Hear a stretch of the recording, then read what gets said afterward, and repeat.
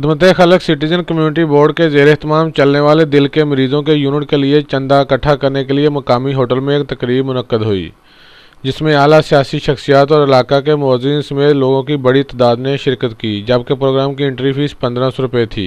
Musical program में गुलकार अमानत अली ने अपने फ़न का मुजाहरा करते हुए शायकीन के सामने मज़ाहिया खाके पेश की। मैं अमेरिका गया, टोरंटो गया, लंदन गया, बड़े बड़े पिंडा च जानी मैं। एक बंदा मैंने पूछता रेशमा तेरा मुंडा कदों पैदा होया, मैं कहना तो याद नहीं, पर इतना याद हो तो खरबूजा का मौसम कदों पैदा हो गया। लेडीज़ फनकारा ने इंडियन फिल्मों के मशहूर गाने गाकर शायकीन को झूमने पर मजबूर कर दिया।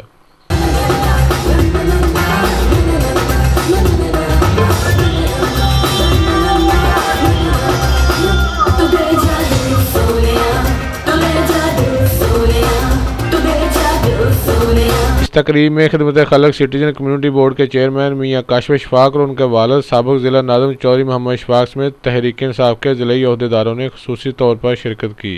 चौधरी इशफाक ने कहा कि इस घुटन के दौर में ये इवेंट एक अच्छा समा है।